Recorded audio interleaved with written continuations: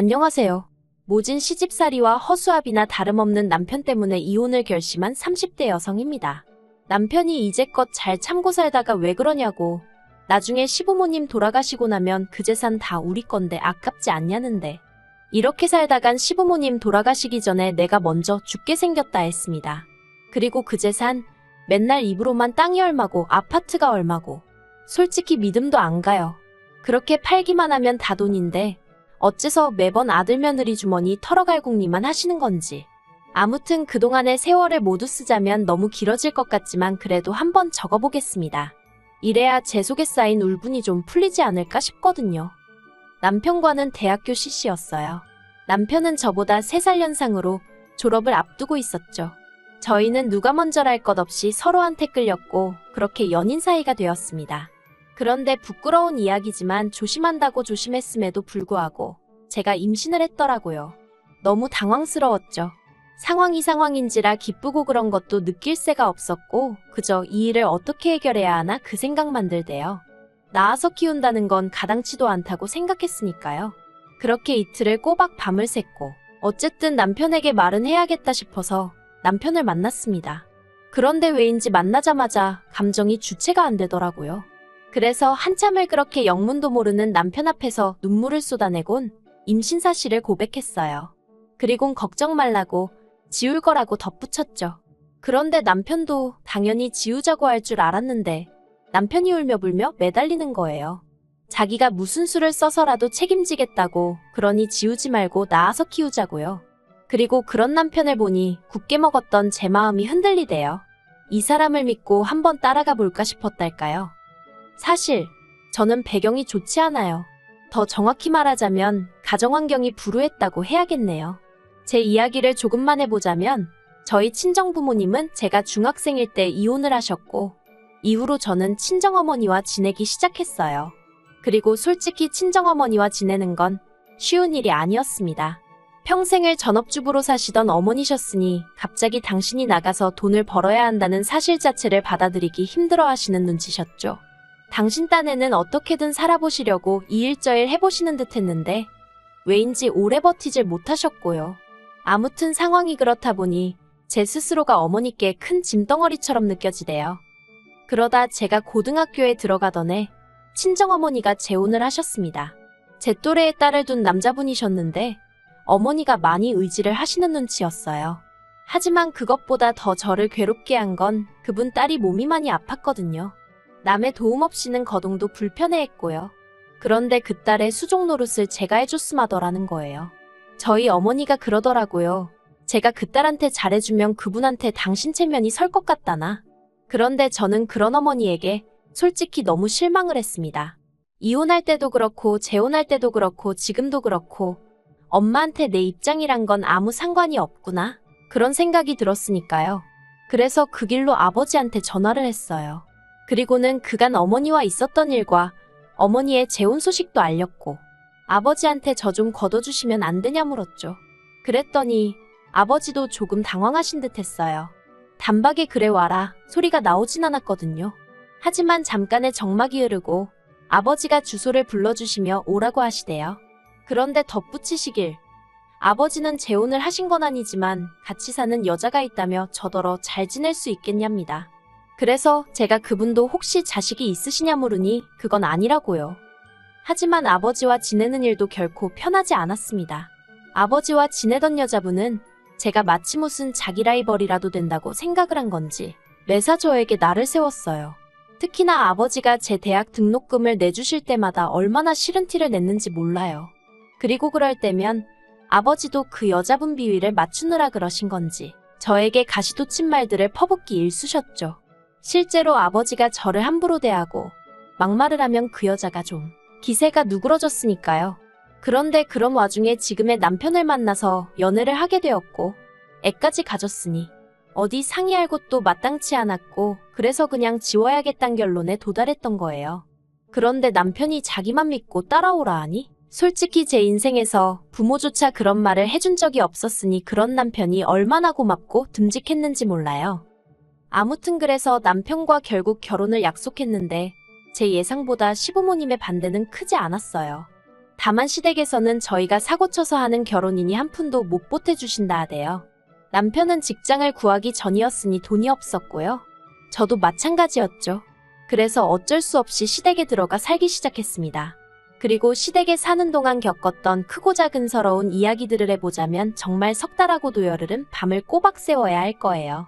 하지만 당시에는 그마저도 감사하다고 생각했어요. 그래서 시부모님의 말도 안 되는 시집살이도 군소리 없이 참아냈고 남편 밑으로 있는 두 동생의 온갖 유세도 인내하며 받아줬지요. 그리고 다행히 제가 애를 낳고 얼마 안 되어 남편이 취직을 했어요. 그리고 남편이 첫 월급을 타온 날 제가 남편에게 그랬습니다. 죽기 살기로 돈을 모아서 우리 꼭 분가하자고요. 그런데 이 얘기를 방문 밖에서 어머님이 엿들으시고선 완전히 집안을 뒤집어 놓으셨어요. 먹여주고 재워줬더니 돈 좀 번다고 내뺄공리를 한다면서. 그리고 저는 그땐 뭐가 그렇게 무서웠는지 그런 어머님께 죄송하다고 잘못했다고 몇 번이나 빌었죠. 그러자 어머님이 남편더러 월급 통장을 내놓으라시대요. 이제부터 당신이 관리를 해줄 거고 생활비는 저더러 탓쓰라면서요. 그리고 전세보증금이 모이면 그때는 당신이 알아서 분가시켜주겠다 하시는데 차마 뭐라고 반박을 못하겠더라고요. 남편도 꿀먹은 모마냥 가만히 있고 그래서 그렇게 월급 통장을 뺏겼습니다. 그런데 그렇게 세월이 지나도 분가의 비읍자도 어머님이 꺼내질 않으시대요. 저는 저대로 모진 시집살이에 독박육아로 우울증까지 겪게 되었는데 말이죠. 사실 그때는 제가 우울증이란 것도 몰랐어요. 병원에 한 번 갈래도 어머님한테 어디가 어떻게 안 좋고 그런 이야기를 다 해야 했는데 한 번은 제가 열이 39도 가까이 났는데도 별거 아닌데 엄살이라 안 된다고 하시는 분이셨으니 아무튼 그러다 하루는 저는 기억도 잘 안 나는데 남편이 말하길 제가 베란다 난간 위로 올라가고 있더랍니다. 그러면서 남편이 자기는 정말 제가 죽는 줄 알았다고. 그리고 이 일로 남편이 뭘 좀 느꼈는지 어머님께 자기 돈을 돌려달라 하대요. 저희 분가하겠다고요. 그러자 또 시부모님 두 분 다 난리가 나셨죠. 배은망덕하니 어쩌니 하면서. 그리고 그 과정에서 알게 된 게 어머님이 모아주신다던 남편의 월급은 온데간데 없었습니다. 어쩐지 시부모님은 두 분 다 일도 안 하시는데 어떻게 저렇게 사시나 늘 궁금했거든요. 그런데 그게 다 저희 남편이 벌어온 월급 덕분이었던 거죠. 아무튼 그 일로 남편과 시부모님이 크게 싸웠고 시부모님이 저희더러 집안에 분란 일으키지 말고 제주 있으면 나가 살라대요. 그리고 결국 제가 친정에 연락을 했어요. 친정어머니한테 그간의 이야기를 하곤 얼마가 되던 좋으니 마지막이다 생각하고 돈 좀 빌려달라고요. 그랬더니 친정어머니가 저더러 왜 그러고 사냐면서 엉엉 우시대요. 저도 뭐라고 말을 해야 하나 싶었어요. 엄마 탓이라고 원망이라도 해볼까? 그런데 그래봤자 달라지는 게 뭐가 있나 싶은 거예요. 그래서 그냥 저도 엉엉같이 울었습니다. 친정아버지 반응도 비슷했어요. 애비 노릇을 못해줘서 미안하다고.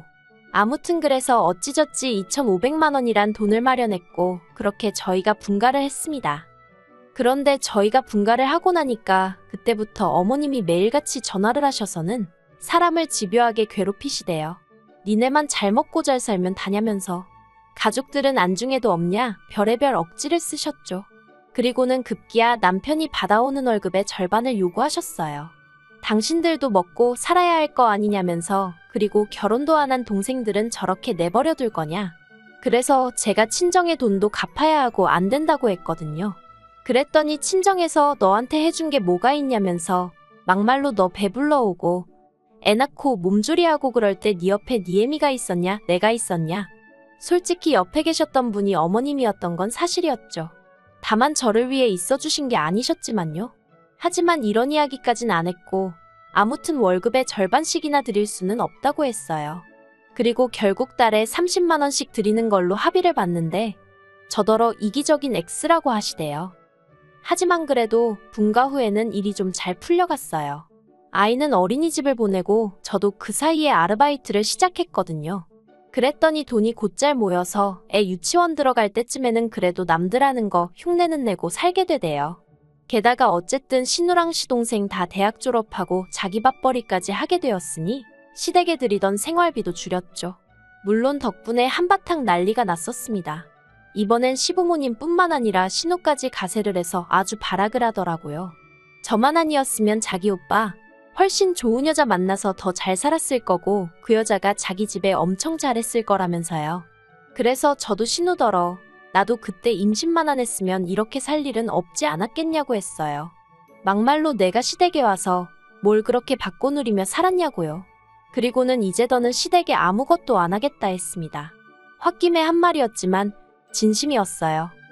그리고 그 일로 시댁과 연을 끊다시피 하고 살았는데 사실 제 마음만 그랬지 남편은 남편대로 계속해서 저 몰래 시부모님께 용돈도 드리고 동생들도 챙기고 한 거 알아요. 알지만 큰 소리 내기 싫어서 말을 안 했을 뿐이죠. 그리고 그러던 와중 신우가 갑자기 언니 잘 지내냐 하면서 수작을 부리며 연락을 해왔습니다. 그리고 아니나 다를까 용건이 있더군요. 자기가 곧 시집을 가는데 남자 쪽에서 지불해오니까 자기도 한 5천은 들고 가야 될 것 같다면서 저더러 오빠랑 상의해서 돈 좀 마련해달라나요? 아무래도 남편한테만 말해서 될 일이 아닌 것 같으니 나한테 연락을 한 거겠지 싶으면서 괘씸하고 한편으론 어림없다 싶었죠. 그런데 남편이 해주자는 거예요. 그거 안에 가면 평생 눈치 보고 살지 않겠냐면서. 그래서 그거 해줬다간 너 죽고 나 죽는 거라 했어요. 당신 가족들이 나를 어떻게 대했는지 옆에서 다 봐놓고 신우가 눈치 보고 살게 되는 건 걱정이냐고 악을 쓰면서 말했죠. 그래서 결국 신우 시집 갈 때 한 푼도 안 해줬어요. 그랬더니 결국 시부모님께서 사시던 집 팔고 시동생이랑 셋이 전세로 이사가 돼요. 신우는 시집 갔고요. 제가 남편더러 겉보라고 다 방법이 있으면서 왜 우리한테 그러시는 건지 모르겠다 했습니다. 그랬더니 남편이 저더러 지독하다대요. 그러다 지난 겨울 그간 겨우겨우 모은 돈에 대출 좀 껴서 마침내 아파트 하나를 샀어요. 방 3개, 화장실 2개, 남편과 저 그리고 저희의 3 식구. 평생 살 집이다 생각하고 산 집이었죠. 그런데 이 소식을 남편이 시부모님께 전했고 시부모님이 잘 됐다며 전세 계약 끝나는 대로 저희 집으로 들어와야겠다고 부탁도 아니고 통보를 해왔습니다. 제가 남편더러 말도 안 되는 소리 하지 말라고 했어요. 내가 미쳤다고 또 식모살이하게 생겼냐고 죽어도 같이 안 산다고 했죠. 그랬더니 남편이 하는 말이 공짜로 들어오신다는 것도 아니고 지금 사시는 집 보증금 빼서 우리 주신다는데 뭐가 그렇게 문제냐입니다. 그리고는 시부모님이 돈이 없어서 그런 게 아니라 물려받으신 땅도 있고 또 지방 어디에도 집이 있고 그래서 제가 그럼 그거 다 팔아서 궁궐 같은 집 짓고 사시면 되지. 왜 합가를 하자는 거냐 따졌죠. 그랬더니 남편이 한다는 말이 가관이에요. 그건 잘 뒀다가 저희 물려주려고 하시는 거라며 시부모님도 다 계획이 있으시다나요? 어이가 없어서 다 필요 없다 했습니다.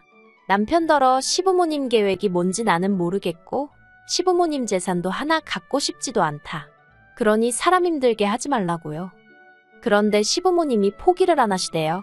급기야 연락도 없이 쳐들어오듯 집에 오셔서는 저희 애를 뭐라고 구워 삶으셨는지 애까지 할머니 할아버지랑 같이 살고 싶다 그러는데 그래서 제가 애더러 그러면 오늘 할머니 할아버지 가실 때 따라가라고 했습니다. 그리고는 여행 가방에 애 짐을 싸기 시작했어요. 솔직히 진짜 보낼 생각은 없었고 생쇼나 마찬가지였죠.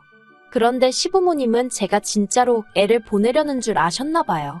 저더러 진짜 모질다면서 이래서 처음부터 마음이 안 들었다나 그러더니 저더러 나무가 아니라 숲을 봐야 한다면서 자기들한테 좀 잘 보이려고 해보래요. 그러면 자기들 죽고 나서 그 재산 다 어디로 가겠냐고요. 그래서 그 재산 실컷 쓰고 돌아가시라 했습니다. 살아서 자식 괴롭히지 마시고 그 돈으로 좋은 거 먹고 좋은 데 다니다 가시라고요. 그리고는 내 집에서 그만 나가달라 하니까 이게 왜 네 집이냐 내 아들 집이지 하고 나오시는데 그럼 그렇지 그 소리 왜 안 하시나 했어요. 그래서 한번 이 집이 정말 누구 집인지 따져볼까요? 하고는 남편더러 그 자리에서 이혼하자 했습니다. 그리고 며칠 뒤 남편하고 밖에서 따로 만나서 대화를 나눴어요. 남편이 합가 얘기는 다신 안 꺼내겠다며 저더러 그만 시위하고 집으로 들어오라대요. 그래서 제가 당신 눈엔 이게 시위하는 걸로 보이냐? 나는 살려고 발악하는 거라고 했더니 남편도 한숨만 내쉬고 더는 뭐라 말을 안 하더군요. 그러더니 이제껏 참고 산 거 정말 아깝지 않냐? 조금만 더 참으면 다 우리 거다. 우리 거면 다 네 거나 마찬가지다. 그래서 저는 그런 남편에게 나 정말 미련이라곤 하나도 없다 했습니다. 그저 한 가지 부탁하고 싶은 건 당신이 조금이라도 나에게 미안한 마음이 있으면 아파트만큼은 제발 포기해달라 했죠. 그랬더니 생각해보겠다고 하대요. 그리고 결국 아파트는 제가 갖게 되었어요. 다만 남편이 애는 자기가 데려가겠다대요. 사실 이렇게 얘기하면 사람들이 저를 어찌 볼지 모르겠지만 아이까지 데려와서 잘 키울 자신이 없었거든요. 이혼하고 돈 없는 엄마랑 같이 사는 게 자식 입장에서 얼마나 눈치가 보이는 일인지 누구보다 제가 잘 아는데 차마 되물림할 수는 없잖아요. 그래서 남편이 애 데려가겠다는데 안 된다고를 못했어요. 오히려 조금은 다행이다 싶었죠. 솔직히 사이다우기 같은 건 없어요. 그저 제 마음이 편해졌다고 해야 할지. 아이랑 자주 연락하고 지내는데 다행히 아이가 저를 원망하는 것 같지도 않고요. 하지만 분명히 상처는 받았을 테니 엄마로서 평생 미안한 마음으로 살아야겠죠. 참 그리고 지금은 직장 생활에 열을 올리는 중입니다. 그동안에도 쉼없이 일을 해오긴 했는데 이번에는 지인의 소개로 제대로 된 직장에서 정규직으로 일하게 되었거든요. 처음으로 도망치듯 쫓기듯이 하는 일이 아니라 제가 하고 싶어 하는 일이라 그런지 매일매일 즐겁고 피곤한 줄도 모르겠어요. 비로소 숨통이 트인 기분이에요. 더는 이유 없이 욕먹고 눈치 봐가며 살지 않을 겁니다. 제 인생에서 저도 행복할 자격이 있으니까요.